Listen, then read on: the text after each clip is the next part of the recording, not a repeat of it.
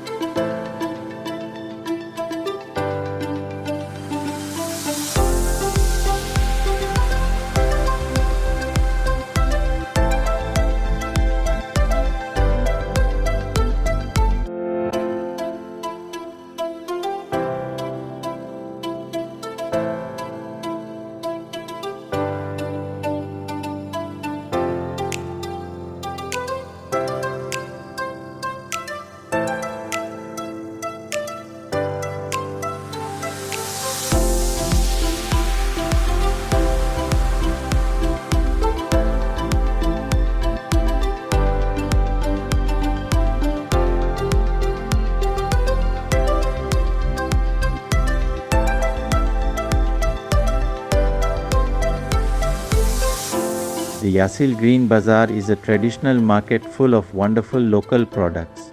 It contains fresh and dried vegetables and fruits, various spices, nuts, tea and honey, in addition to delicious Azerbaijani sweets such as lokum and baklava. The market is distinguished by its reasonable prices and accessible to everyone, making it the place a favorite for locals and tourists alike.